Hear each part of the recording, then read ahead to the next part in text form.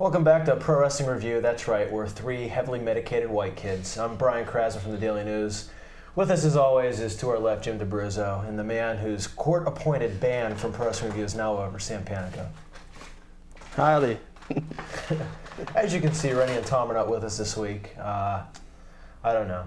I think they enjoyed the Pro Wrestling Review free press buffet too long, and that's why. A little food poisoning, I think. You don't want to touch the oysters. But anyway, as you saw at the top of the hour, that was like 2 minutes ago, was some footage of Dallas Page making his big debut on Raw is War this week. He was the stalker. Wow.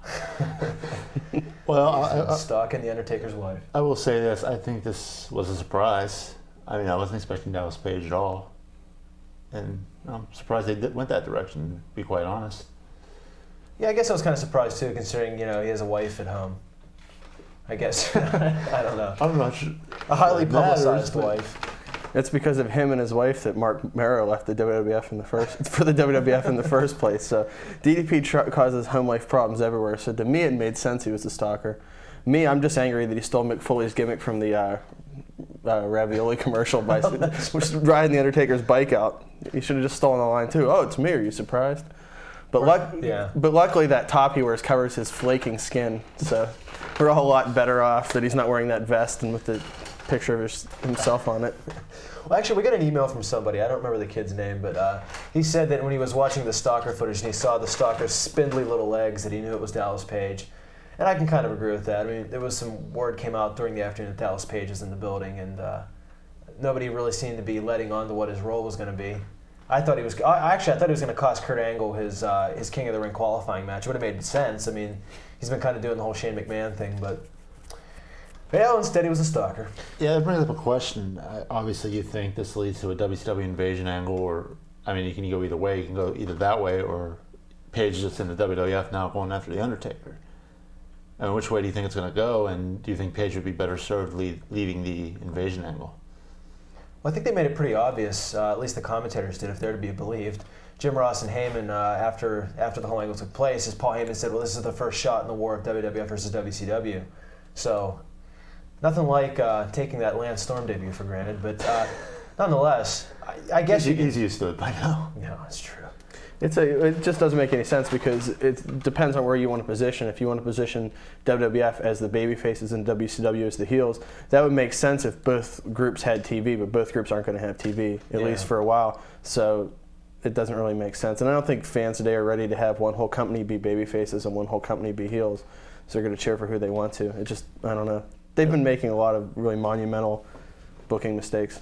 Well, that's a point actually, but regardless of that fact, is the fact that Dallas Page got a decent amount of face heat Monday night, and The Undertaker's The Undertaker. Which is a first. Yeah.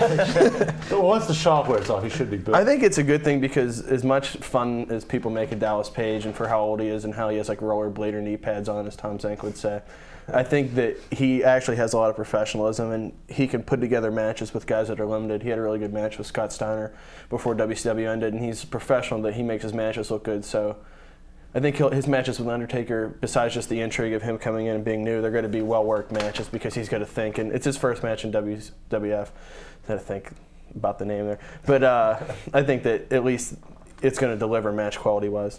Well, actually, the question I was going to bring up, getting on that point, will it really deliver quality-wise? I mean, The Undertaker's been injured on and off. Look at Scott Steiner. The guy can hardly walk, and DDP pulled an entertaining match out of him.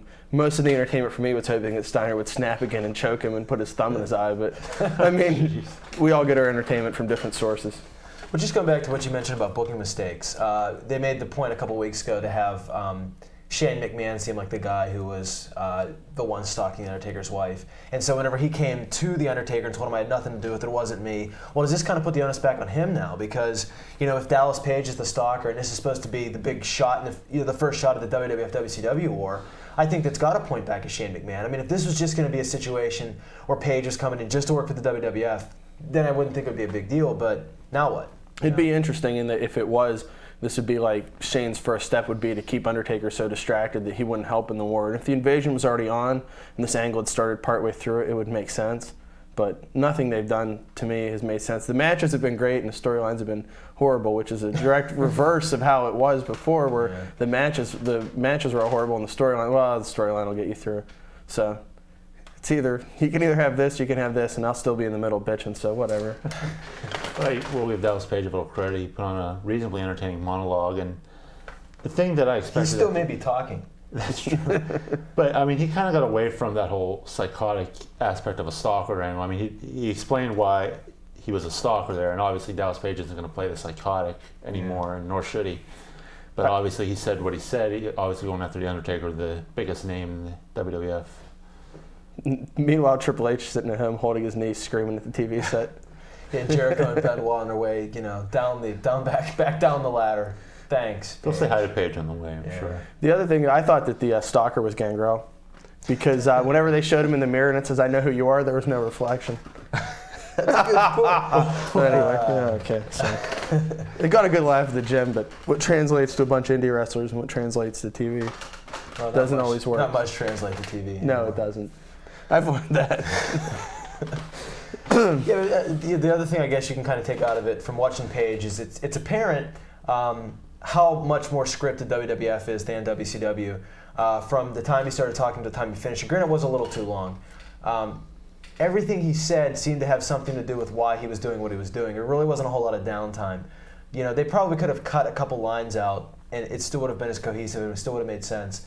But maybe it is one of those things where some of the guys in WCW who were directionless and who were kind of like a little off kilter, maybe they will be a little bit better now. There's someone here to guide them. Well, I think with Page and the length of the interview, I think it was on 2 points. Number one, you want to see what the rating does. And obviously you want to see if Page can get through it, scripted or not. No, that's true. You still want to see if Page can get through it. It's amazing. They scripted it for him. It seemed scripted anyway. Yet the line, "King of Bada Bing," still made it on Monday nights. They probably told him not to say it. But You have to get one of those Pages in, I guess. Well, the thing that's weird about it is, like, right now so much of the booking is booking by surprise and not having the guys say, "Hey, don't say you're signed or don't say you're under contract, just show up on Monday night," which is going to be good in the long run, because once people start getting into the idea that there's going to be a new surprise every Monday, it'll start doing what Nitro did and gradually build. That's the idea. But on the other hand, if nobody knows that surprises are happening, you're booking for 10% of your audience, which is the internet, which is another rant in itself. But which is what WCW had a problem with. Yeah. Into their run. Well, you never know. I mean, this could be the first shot, like the whole NWO thing. Maybe the Dallas Page thing could be equivalent to the Scott Hall situation. Depends on if people pick up on it and start watching the show again. We're going to come right back. We're going to pick up on some other things that happened on Raw, including the first round King of the Ring matches. Please come back. Welcome back to Pro Wrestling Review. We thank you for joining us this week. And as you saw right before the segment, we're still screaming towards King of the Ring, and quite a match, Tajiri and Rhino, and kind of leads into four, well, I don't want to say friends or allies, but four guys who are aligned with each other. Can I say something? Sure. I want to just laugh at all the people at home who've been crying and whining and moaning for the last 4 weeks that Tajiri hasn't come out and killed people for 4 weeks in a row. I mean, I know everybody wanted to come out and beat Kane the first week he was in the promotion, but now do you get it? Do you understand now? I get it, man. I think at the time he hit him with that kick, somewhere in the back, Taz was screaming, "When am I going to get my shots? I'll take a kick like that." Taz was on his way to WWF New York, Jim. Who are you kidding? Yeah. Enjoying some of those fish and chips, or I don't know, whatever they serve. Taz is going to get a big push, and you guys will all be laughing now, but don't worry. Taz will be back. Just wait till Tough Enough starts. It's not getting started about Raven. Everybody I like turns to poop except for Rhino. Yeah. For some reason, Rhino is my official wrestler that I like for no reason this year. I think it might be the reigning promos, and though he hasn't said the F word yet in WWF, we all pray that he does someday. He's had like a normal promo Monday night. It's like he was just talking like a normal human. I know. I miss the days of him talking about excreting out New Jack's face. But you can't have everything. We all miss this. I was going to say, we all miss the magic of ECW character developments. You'd have no idea how many times I've left voicemails from my friends screaming that at them. Here's what I don't understand, though. So Actually, the winner of the trivia contest this week will get that. Well, I will do that for them. When they look in the toilet, they're going to see their own. I can't say it on your TV show, though. Anyway, here's my weird, unfortunately. Here's my weird question about Rhino. Okay, so Rhino's beaten almost everybody, but he's done jobs at the Big Show. Yet he beat Chris Jericho, and he made a point of saying this on mic 3 times in the last couple weeks. So how does that position Chris Jericho as to being worthy for a title shot against Steve Austin, unless Rhino wins King of the Ring, and then it all backhandedly makes sense in the long run?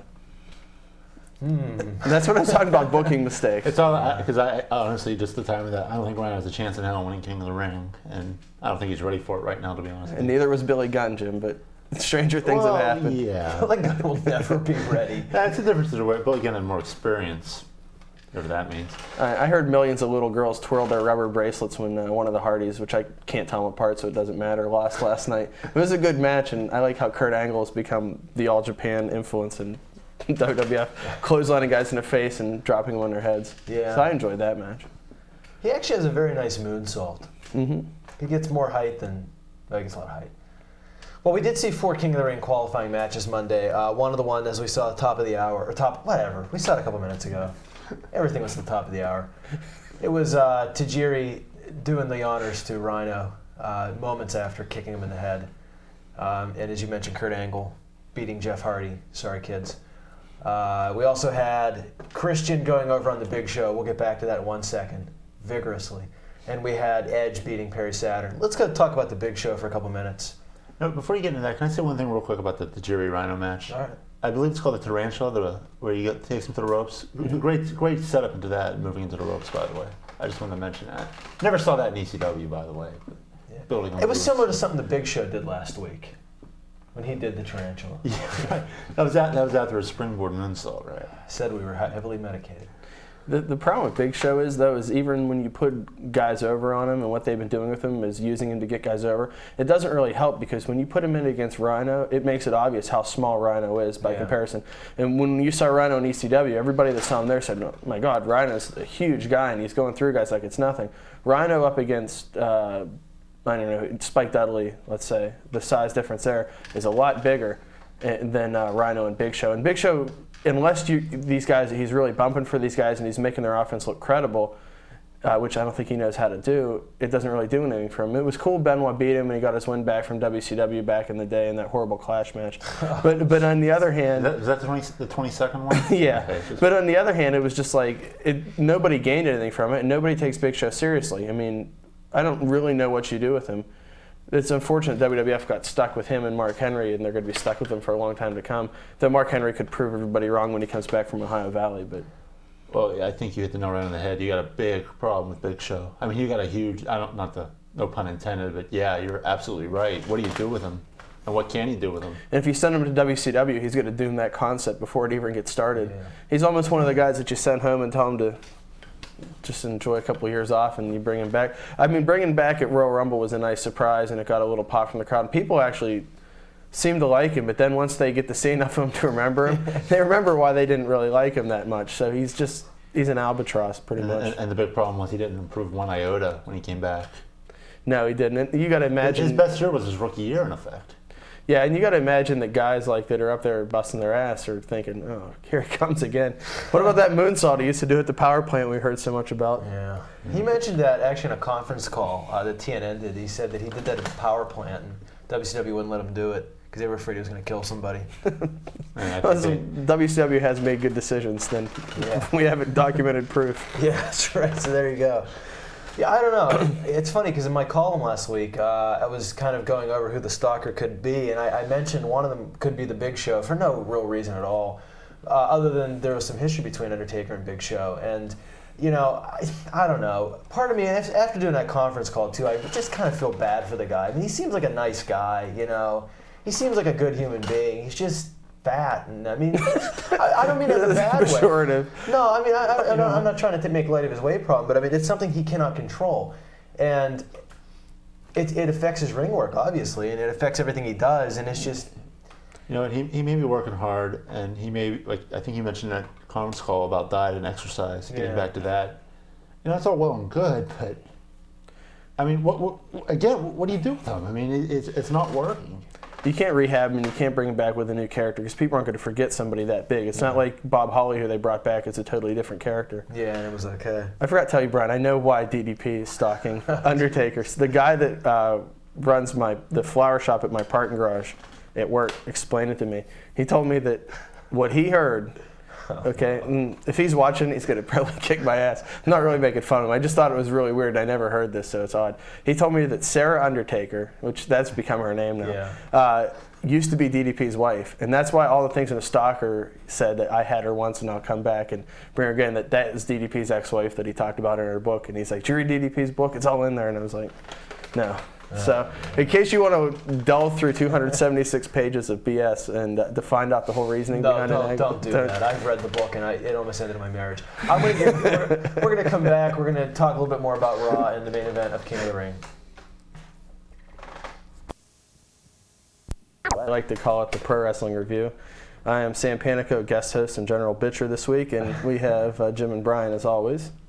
And we're still talking about Raw, so I didn't get to see the second half of it because I don't have cable. So any comments that I give you aren't going to make any sense. So kind of like Raw. Yeah, exactly. That's right, Sam. Jake Roberts came back. Really? That's awesome. Jake Roberts got arrested over the weekend in Niles. for DUI. In Niles, Ohio. That's tremendous. Wow. I wish I'd been on that show so I could have seen it happen. I have a Jake Roberts story. Can I tell it? Yeah, kids, everybody at home, get the cocoa and the marshmallows and everybody shut up. I was riding in the car after a show. I am indie superstar Shirley Doe, in case you don't know. Anyway, I was riding in the car with a bunch, like 4 guys, because we make so much money on the indies. And in front of us was the promoter and Jake, and they said, "We're going to pull in the hotel, and we'll pull in the hotel, and we'll get the room for you guys, and you guys just wait in the car. Don't worry." I'm like, "Okay." And I'm an idiot. I'm like, "Okay, great, man. I can't wait to get in the room. I'm beat." So I'm sitting there and I'm waiting, and they're never getting out of the car. And we look inside the car, and there's a little pipe, and it's like glowing red, right?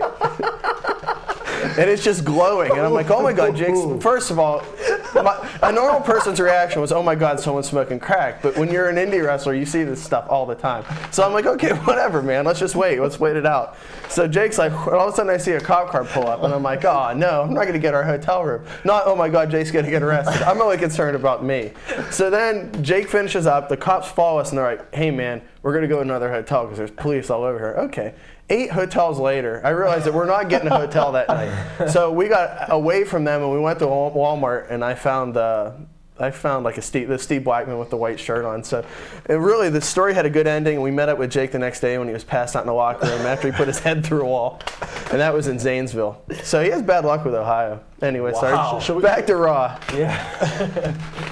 Lawsuits directed to me, but that's a true story. Allegedly. This is the time where we say, views of guest hosts are not expressly the opinion of the staff of Pro Wrestling Review. Content of Pro Wrestling Review is not necessarily true. That's why my parents sent me to college, so I could live this life. There you go. As they would say.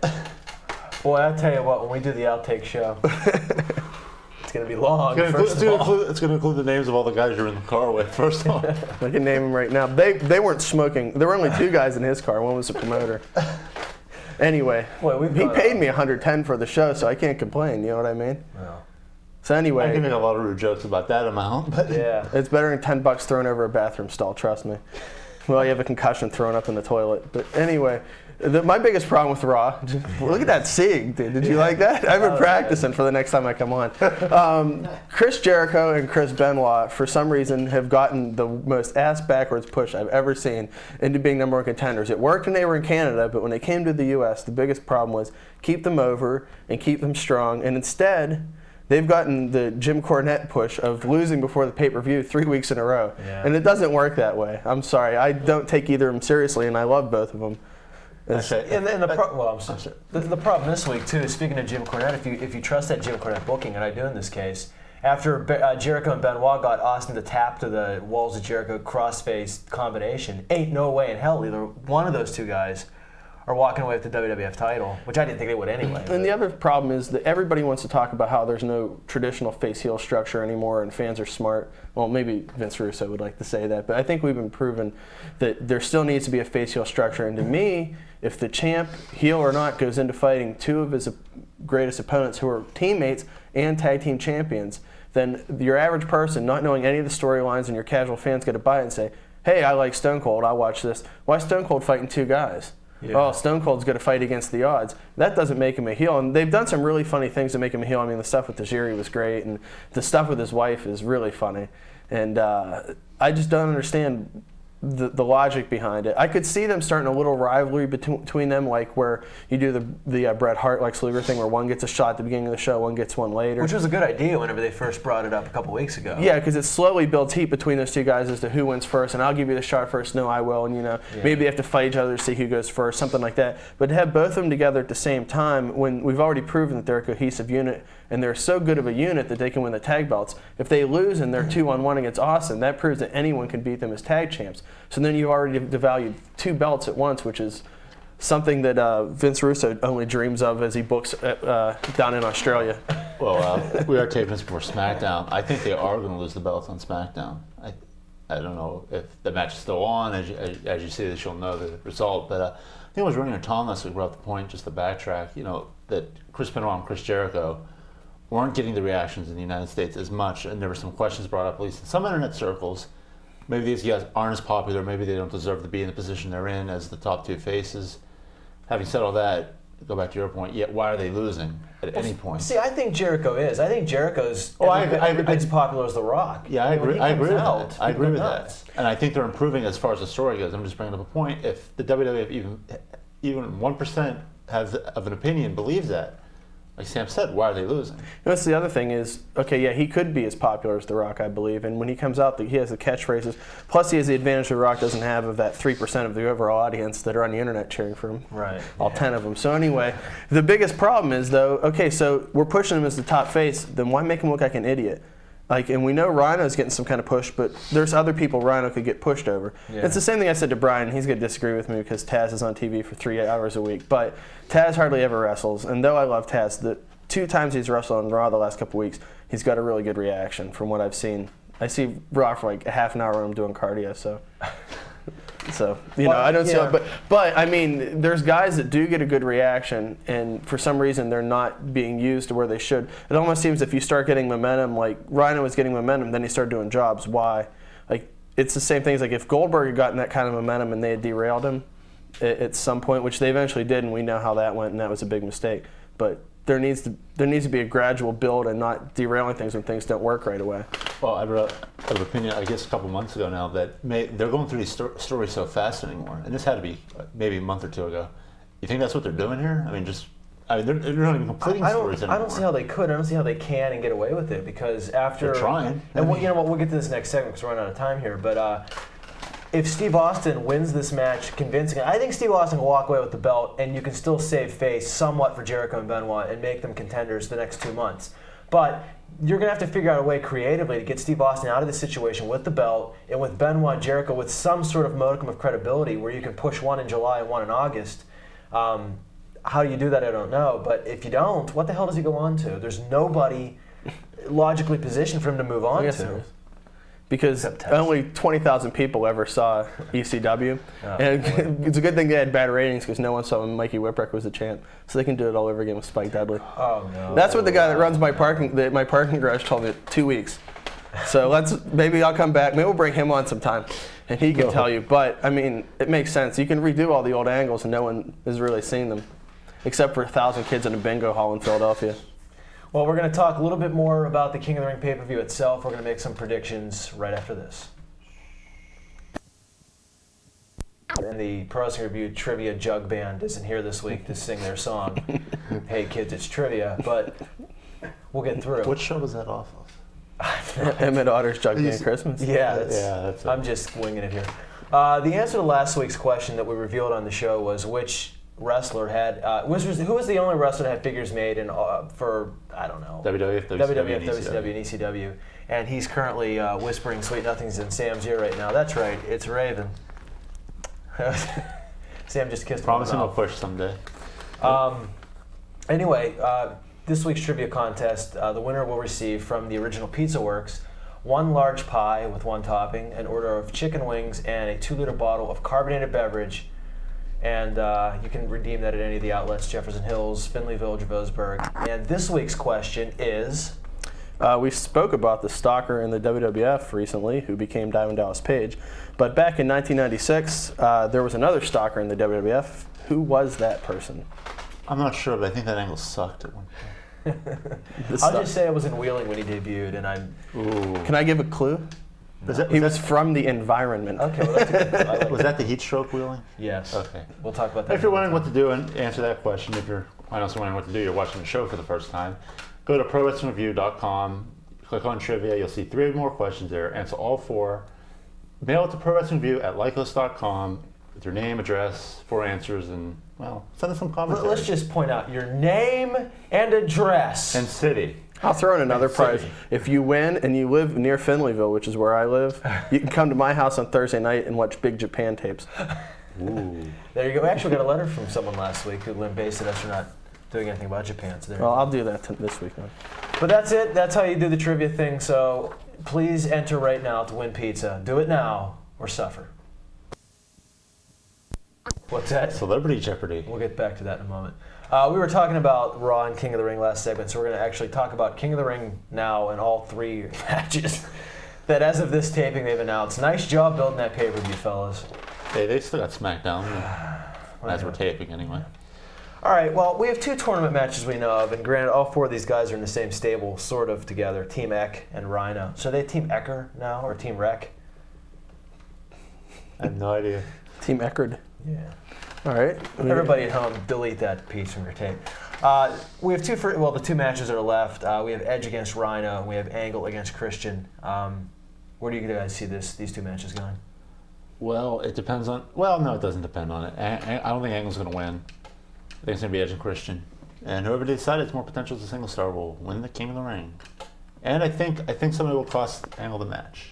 Don't know who. But. See, I think it's dumb. I don't know. I think Edge and Christian probably should fight in this tournament, but I think what they should have done was positioned them differently and put them in the same bracket so that the first round match, or the first match they were going to have in the King of the Ring pay-per-view itself would be Edge versus Christian. Because wouldn't that be a draw for the pay-per-view? You get to see Edge fight Christian? I mean, wouldn't people want to see that? I don't really know they've set that up to where you care about them. I think most average fans just want to see them kill each other. My pick would be, since the King of the Ring is so important and it's been talked up so long, it's the most important thing. If someone from WCW totally disrupts the thing so that there's no winner, it really gets him over his heels in the angle. So I don't know, you bring Booker T in and he ruins the whole thing and he screws up, knocks out both guys at the end and walks away. I mean, I think a lot of people would be whining the next morning, though. Yeah, but it's something different that they've never done. I was thinking Booker T or whoever really from WCW Mike Awesome wouldn't be a bad choice. Maybe Angle drops both his matches and he spearheads the fight, so to speak. But you know what? Angle's not a big enough babyface. The weird thing is when he comes out, he has this really weird reaction. I heard it last night where it's like, cheers, and then all of a sudden everybody starts booing because they realize it's him. Well, it's it a weird depends reaction. on which direction you go. If the WCW guys are going to be faces, then I think that's what you do. If you're going to give Kurt Angle the face push, maybe at Austin afterwards. Who knows? Yeah, I don't know.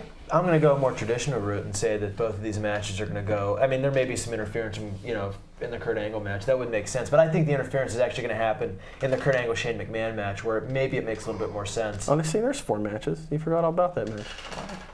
There. Oh, you. Yeah, never mind. I can't read. Piece of paper. I can't. You had it above the Austin match. I'm sorry. I thought you would. I'm going to say that the King of the Ring finals are going to come down to Edge and Kurt Angle, and I'm just going to say at the point that Kurt Angle gets into the tournament, he's going to, or into the final match, he's going to be too tired, and Edge is going to. It'll be one of those things where Edge edges him out, and gets the King of the Ring win. Because I think, at least from what a lot of people are saying, is that they have a lot of confidence in Edge as a single star, and it's probably about time. It's like crap or get off the pot with him. So yeah, I think you may as well start pushing him. Done all you can in the tag division with him and Christian. He's got some big teeth, man. Todd McFarlane teeth. He looks like a Todd McFarlane character. Ever tell you how bad they hate Todd McFarlane? Ever share that story? In Canada? Where? Pardon me? I hate Todd McFarlane. Oh, that's for the comic book review. Yeah. So do I. So no, we host the ad show later on this. I hate him too, so that's okay. You know, we should. You know what you guys should do? Not to take over your show. We should ask that trivia question too about Ken Shamrock later. Oh, because it's the King of the Ring. We'll get to week. that. We'll do that. And then you have Austin versus YTJ and Benoit. See, I saved it there because I went off topic. Well, yeah, because we don't have a lot to go with this pay-per-view anyway, so we'll get to that question. Austin versus YTJ versus Benoit. No matter what happens, it's already a bad concept and a bad idea, and I really don't care. I think they painted himself into a corner here. I said it last week that Austin can't lose. I don't know how you give Benoit Jericho the title now. I mean, without tension of some sort, I don't know if you want to go that direction. I don't think that would be a bad idea.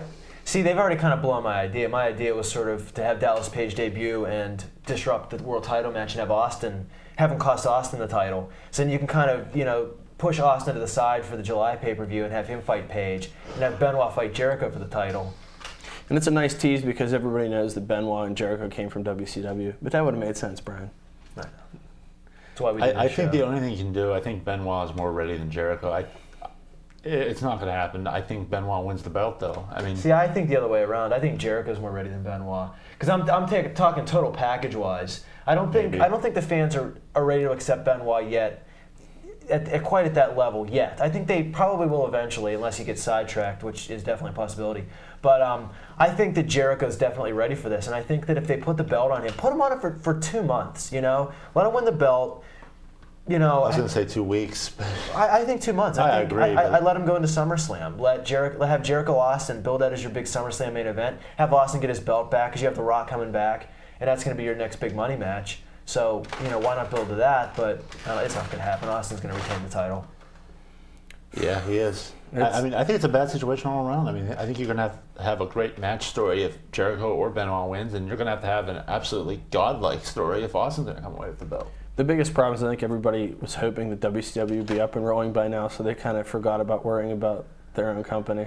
So just like everything WCW touches, it all turns to poop. So well, see, that could be. You know what? You just mentioned the WCW thing. That could be the way they finish this world title match. I mean, depending on what happened. Yeah, everybody's saying that the whole WCW thing is going to kick off. You could always have a big cluster screw at the end where there's a whole mess of run-ins, and Jericho or Benoit just happen to end up on the bad end of what happens. And that way they lose, but you have a logical reason to push them at the next two pay-per-views. Here's a question, though, as we're closing the segment. Who's going to run in?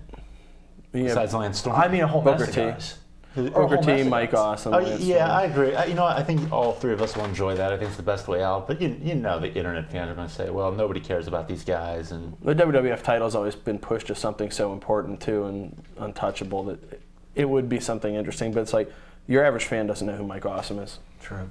Well, before we leave this segment, we did get an email from Matt from the North has a question about Ken Shamrock. He wants to know why Ken Shamrock left the WWF and when The Rock's coming back. We'll just say The Rock's coming back around SummerSlam, but do you want to field the Ken Shamrock? Sure. Ken Shamrock left to do No Holds Barred fighting and to do Pride in Japan. Pride released his contract as of yesterday, so he is not doing anymore. He lost all his fights except for one, and he looked pretty winded in the couple that he lost. So he has a deal. There's rumors he may be coming back. He may be coming back, so maybe he'll screw up the world title match because he's a former king of the ring. That's true.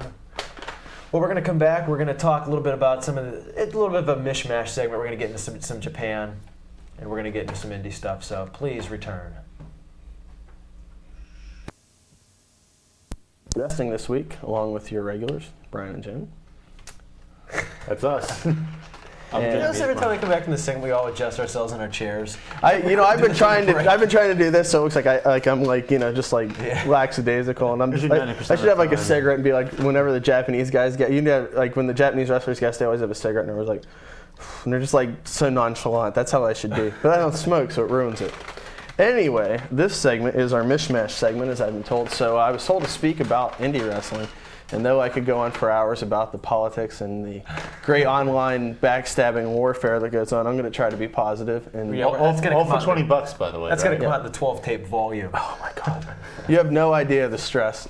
My hair used to be like really black. You can't really see it here, but it's like there's big flecks of white in it, and it's not just dandruff. But anyway, there's three main organizations in town. There is CWF, which basically runs in Menneson. Their next show is June 30th, and that should be a pretty good show. I'm trying to think of the matches on it, but that's still in the works. You have PWX, which starts up again this coming Saturday. The time you're watching this right now, so if you're watching this, you're not at the show, you're kind of screwed up, you're thinking what to do, just watch the end of the show. Yeah, I'm all right if you're watching us. Yeah. I want, no offense against PWX, I'd like people to go to all the local shows, but, You can find, actually, they're getting started back up, and it should be pretty cool, and you can find out about them at www.pwxwrestling.com. And finally, the group that I do most of my work for, which is IWC, the International Wrestling Cartel, which is the weirdest name for a wrestling group. But it sounds like a bunch of Colombians. That's what Dave Meltzer from The Observer said, that it sounds like a drug deal. Which, hey, happens in wrestling, as I proved earlier. Yeah. Anyway, just being more upfront about it. We've just finished 2 TV tapings, and we'll be doing another TV taping July 13th at the Pepsi Roadhouse, and we will be starting on this very channel you're watching, if you're watching on 19, sometime before the end of June or the beginning of July. I'm trying to get a start date today. They're putting together the shows. We also start September on a new digital national channel called the Man Channel, which will be seen in 14 million homes, which is pretty exciting for a local Pittsburgh group. And we should try and get on that. Huh? We should be the lead-in for you guys on that as well. Go ahead and try. I'm happy to have you. And then we'll also be starting July 1st. We're at the Butler Fair, and July 7th, we will be, which is a Saturday, we will be in McKees Rocks, which is our home base at the Emerald Room. For information, iwcsuperstars.tripod.com. I can't believe I remembered all that stuff. That's amazing. Can I bring up the Pepsi Roadhouse real quickly? Yeah. In July, there's a show coming called The Voices of Metal. I know. It is going to suck. I was just thinking when I was wrestling there, I'm on the same stage that Vince Neil will be warbling on. Now he looks like Theodore from the Chipmunks. Well, you know, it's funny, and certain people in the production of this program will find this very funny. One of the people on stage, former Rat lead singer Stephen Pearcy. Yes. It's going to be a great show. You're not going to go to that? No. Oh. If Bruce Dickinson's added to the bill, who's a producer on the show, by the way, then I'll go. But you should check out the IWC shows. I'm going to put in a big plug for us because we've had a lot of great talent. We're going to have, actually, the day before this, you already missed it, but Sean O'Hara was on one of our shows, and Minoru Fujita from Michinoku and Big Japan Pro Wrestling. yeah, we mentioned that, man. Oh, did you say? Talk Cool. about that, what happened there. Well, I don't know what's happened yet because it's going to be. Oh, that's right. It's yesterday. But we're what am I taping thinking? ahead. I was thinking it already happened. No, but it's going to be really cool. He's fighting. He's fought Super Hentai in the Best Out of 3 Falls match. It's funny. This show suddenly became a Marvel comic in its timeline. Yeah, I know. We've had almost every member of 3 count except for the one that looks like a 12-year-old kid. And No, you got to discern between that one, man. I can't even remember. I can't remember the names. The one that does. Evan Courageous, right? We had Evan Courageous, did? Oh, then and it he was fought Shannon Orion, Moore. and that will be on the TV. And who's the other one? Shannon Moore. Shane Moore. Who's the one that does the Vertebreaker? Shane Helms? Shane Helms. And I got to wrestle Shane Helms, which was really cool. Right. And it was a lot of fun. And it's cool. We're trying to get in more guys that guys haven't seen around here. We had Johnny the Bull in. And we had, Did he break his hip? No, he didn't break his hip. And I was just going to say, and you know, he's again. a lot bigger than you think. And we've had Nova in a couple times, and he invented these deck chairs that we're sitting in. All right. All right. How And was wrestling Micropata Micropata was great. By the way, I'm going to compliment you on the subtlety of you running from Micropata during that 6-man. I don't think anybody else in the universe got that, but that was brilliant. Thank you. Nobody else got it. The worst part was I went to throw a clothesline at him, and he looked at it, and he fell down before he got hit, and he looked at me and said, "There's no way in hell I'm taking that." And that, if I live with anything else in my indie career, You'll take it's the that fact anyway. that Danny sucked horribly he whiffed. in that Oh match. my god! And he looked at Hente's ass when he was coming out.